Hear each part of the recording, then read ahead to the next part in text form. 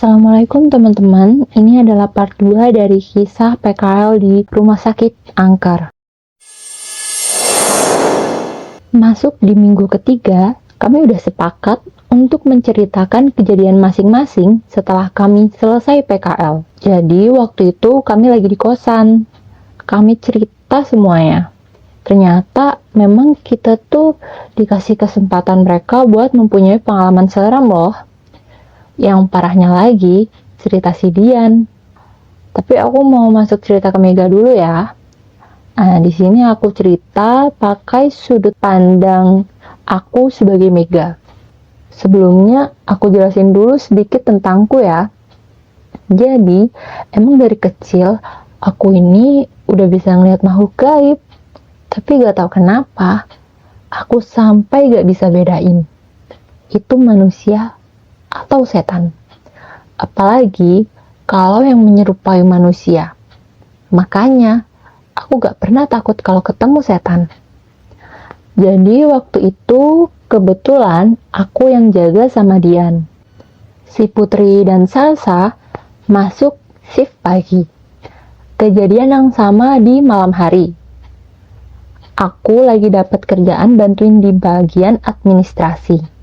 Si Dian lagi bantuin salah satu perawat di bangsal lantai 1. Kalau gak salah ingat, sekitar jam 10 malam. Aku masih sibuk dengan layar laptop di ruangan. Aku sortir data nama-nama pasien, entah itu pasien baru, lama, yang udah sembuh, atau yang udah meninggal. Tiba-tiba, ada perawat masuk ruangan. Dia bilang, kalau mau ngecek pasien baru yang baru tadi masuk. Katanya korban kecelakaan. Dia juga sedikit cerita kalau lihat kondisinya udah parah banget tadi siang. Aku tanyain dong, emang parahnya gimana mbak? Dia jawab kalau beberapa tulangnya patah dan banyak darah gitu yang keluar. Selesai cerita, dia langsung pamit ke ruangan pasien buat pengecekan rutin. Singkat cerita, pekerjaanku belum selesai. Aku rehat sebentar, karena mataku pusing liatin layar laptop terus. Aku keluar ruangan buat lihat suasana, mondar-mandir nyari angin. Dan pas banget perawat tadi baru jalan di koridor. Aku samperin dan mau nanya keadaan si pasien. Betapa kagetnya aku setelah mendengar ucapan Mbak Perawat. Mbak, gimana kondisi pasien yang tadi? Kataku penasaran. Pasien yang mana, Dek? Yang kata mbaknya korban kecelakaan tadi siang, mbak. Barusan juga mbak masuk ruangan, terus cerita sama aku kok. Masa udah lupa, mbak? Aku jelasin lagi kronologinya. Aku liatin si mbak perawat malah rutin kening, kayak heran gitu. Lah, aku malah baru mau ke sana, Dek. Ini Mbak juga lagi mau ambil peralatan di ruangan, katanya. Loh, kok bisa? Lah, terus tadi yang ngobrol sama aku siapa? Aku gemerenggeng kayak gumam sendiri. Sekarang aku yang jadi parno sendiri. Gimana enggak? Orang tadi aku ngobrol sama si mbaknya kok. Masa iya aku ngobrol sama setan perawat sambil batin gitu? Tapi mbaknya nggak ngubris omonganku. Dia malah diem aja sambil berlalu ninggalin aku. Karena aku juga penasaran, aku ikutin mbak perawat. Mbak, aku ikut ya. Ya, Dek, ikut aja gak apa-apa. Aku jalan di belakangnya sambil mikirin yang tadi. Pas udah mau sampai ruangan, sebelum mbak perawat buka pintu, di situ ada sosok perawat keluar dari ruangan. Tapi dia gak buka pintu, alias nembus. Dan anehnya, mbak perawat gak lihat sosok itu. Jadi cuma aku aja yang lihat. Bener-bener kayak manusia, tapi transparan. Karena saking fokus ngeliatin, sosok itu malah nengok sambil senyum. Spontan aku takbir, Allahu Akbar. Kejadiannya gak itu aja. Ada satu kejadian lagi yang bikin aku sedih, yaitu ketemu sama Korin salah satu pasien.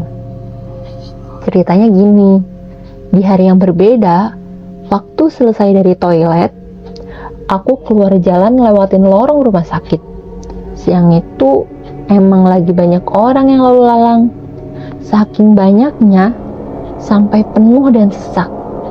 Karena yang lewat gak hanya manusia, tapi setan juga lagi beraktivitas. Banyak banget setan yang compang-camping, bau amis, busuk jadi satu. Tapi karena aku hafal satu amalan yang bisa menangkal baunya, jadi aku aman, gak keganggu. Nah, aku lihat tuh ada sosok bapak-bapak lagi berdiri di depan ruangan pasien. Mungkin umuran 45-an. Kalau dilihat-lihat bukan manusia. Kenapa aku bisa nebak seperti itu? Karena aku butuh waktu untuk mestiin kalau dia benar-benar bukan manusia. Dan karena aku juga orangnya gak terlalu kepo sama urusan orang lain, aku gak gubris. Tapi bapak itu malah ngikutin aku terus. Setelah yakin aman dan sepi, aku baca beberapa surat buat nyatuin frekuensi. Istilahnya biar aku bisa komunikasi aja. Aku sengaja masuk ke dalam musola rumah sakit biar gak ada yang lihat. Aku wudhu dulu, kemudian aku pakai mukena, dan di situ aku komunikasi sama beliau. Beliau cerita masa lalunya. Aku yang mendengar sampai nangis. Dia kecelakaan waktu pulang kerja. Padahal di rumah sudah pasti ditunggu sama anak dan istrinya. Dan paling nyeseknya lagi, bapak itu baru aja beliin mainan buat anaknya. Tahu gak mainan apa? Mainan kereta-keretaan. Sumpah, aku nangis di situ. Panjang lebar bapak itu cerita. Kemudian di akhir cerita, beliau nitip pesan. Beliau bilang gini, Mbak, kalau sampean berkenan dan mau, tolong berikan mainan kereta-keretaan itu ke anak saya. Saya gak tega lihat anak saya nangis. intinya seperti itu yang aku tangkap. Dan aku menyanggupi. Kata kakekku, karena aku diberi kelebihan ini, jangan sampai aku pilih kasih dalam membantu. Dan jangan sampai kamu meminta imbalan. Aku ingat banget kata-kata kakekku. Karena suatu saat pasti ada yang akan meminta tolong untuk menyampaikan suatu pesan. Dan ingat juga, lihat juga kemampuanmu. Apakah kamu sanggup atau enggak? Ya, seperti itulah kira-kira. Setelah itu, badanku lemes banget. Karena komunikasi dengan gaib itu menguras energi yang cukup besar. Aku sebentar netralin dan wudhu lagi, kemudian sholat 2 rakaat. Setelah selesai sholat dan mau naruh mukena ke tempatnya, di situ sudah ada mainan kereta-keretaannya. Sedikit kaget juga soalnya. Ternyata emang harus sekarang. Sampai di depan ruangan pasien, aku lihat istri dan anaknya di dalam. Di sana juga ada beberapa perawat yang lagi nungguin. Karena aku juga gak enak kalau mau masuk, akhirnya aku nungguin di luar. Mungkin sekitar 10 menitan, pasien kemudian dipindah. Dan ketika istri dan anaknya keluar ruangan, aku samperin. Maaf Bu, bisa bicara sebentar? Ucapku ketika ibu itu baru saja keluar ruangan. Iya sus, gimana? Ibunya jawab sambil sesenggukan. BTW, aku harus bangga apa gimana ya dengernya? Iya sus, aku udah jadi suster dong berarti. Balik lagi ke ceritanya. Rasanya aku gak kuat. Aku juga pengen ikut nangis di situ. Tapi aku tahan. Dan bener-bener nyesek banget kalau mau nyeritain. Dan karena aku juga udah janji sama almarhum, akhirnya saat itu juga aku ceritakan semuanya. Kita duduk di kursi memanjang depan loket pembayaran. Beberapa orang lalu lalang.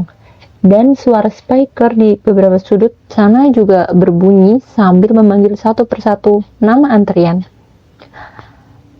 Dan di akhir cerita, aku berikan mainan itu kepada istrinya. kalau ini adalah mainan yang almarhum beli sebelum kecelakaan, yang nantinya mau diberikan untuk anaknya. Betapa sedihnya ibu itu sambil aku dipeluk dan berkali-kali mengucapkan banyak terima kasih. Sampai si ibu juga beberapa kali menanyakan sosok suaminya, apakah dia masih di sini atau enggak. Dan aku jawab kalau beliau sekarang lagi berdiri di ujung batas antara koridor dan ruangan sekarang kita lagi duduki. Dan kata-kata terakhir yang diucapkan oleh almarhum untuk istrinya adalah, Bu, maafin Bapak kalau selama Bapak hidup bersama selalu merepotkan dan menyusahkan. Bapak titip Tito, jaga Tito baik-baik dan ikhlaskan Bapak. bisa bayangin kan setelah itu gimana ibunya? Aku gak mau mendeskripsikan dengan detail, biar kalian yang membayangkan. Aku udah terlalu nyesek buat nulisnya. Semoga semua orang yang ada di luaran sana bisa saling menyayangi seseorang yang dicintainya. Jangan sia-siakan dia, apalagi orang tua. Bagaimana orang tua kita banting tulang mencari nafkah dengan susah payah dan kembali lagi. Itu juga buat istri dan anaknya. Buat makan minum sehari-hari, sekolah dan lain sebagainya. Karena kelak kita juga bakal menjadi orang tua. Mohon dipahami.